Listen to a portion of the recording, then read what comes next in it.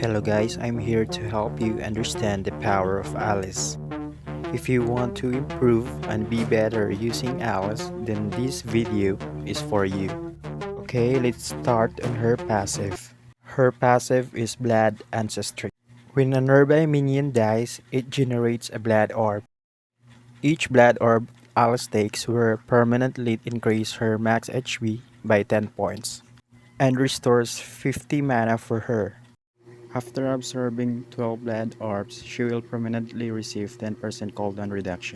By 25, she permanently receives 15% bonus HP restoration. By 50, she permanently receives 40 movement speed. As for her first ability, it's called Flowing Blood. Alice will cast a floating ball to the designated area. While it has a good amount of damage, you can also press back the first ability in order to teleport to the designated area again. When in laning stages, always use your first ability to poke the enemy in order to zone out and have a safe taking the blood orbs, which is your passive. If you are playing offlane Alice, then it's much better since she is level and item dependent. Always use your first ability to poke your enemy lane. They tend to be triggered and starts playing badly.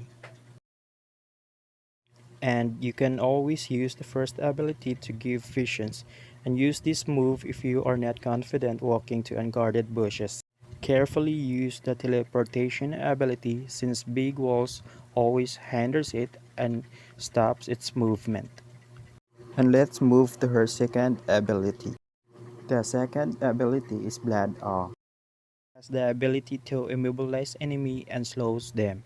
This ability is very useful in your lane and clashes. You can always stop their momentum killing you and use this for potential kill. Avoid using this unless your enemy is starting to snowball you. But you can always use this to harass your enemy if you're confident for escaping for possible gang. Her third ability is Blood Oath. Alice can cast ability where she can deal damage and regenerates from it. Just be aware that using this ability can drain your mana for every 0.5 seconds. In the laning stages, you can always use this ability to regenerate your missing health by farming minions. Don't be scared or be worried by losing so much on mana since killing the minion can always fill your mana by certain amount. And the next part will be her emblem. And let's start on her emblem. I always use Impure Rage and add 3 points for agility and add 3 points for observation. Always use this since she is mana dependent. Impure Rage is very good pick in situational clashes.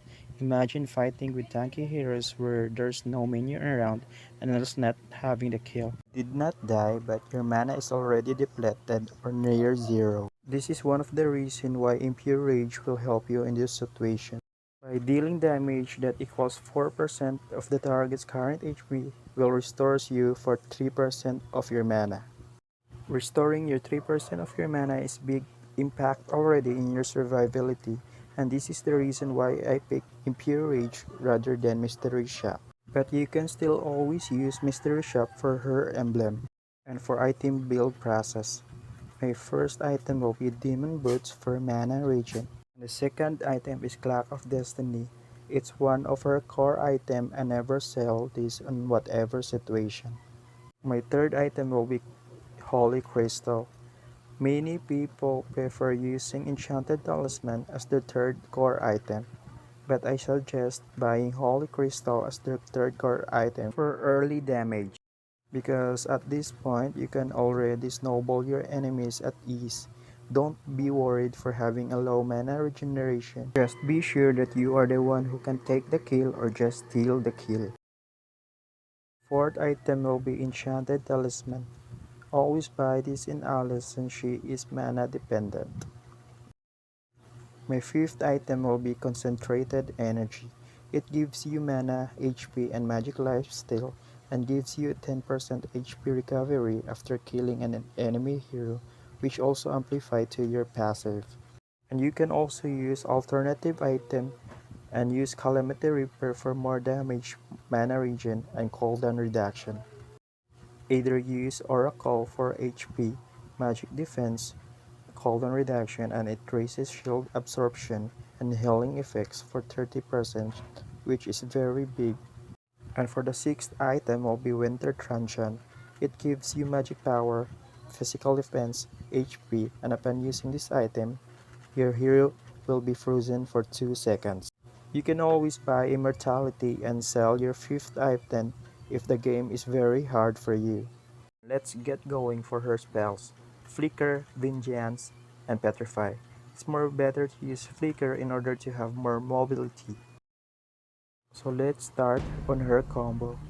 Use first, then activate her third ability, then first again, then second to immobilize the enemy. For her another combo, this will catch your enemy in surprise.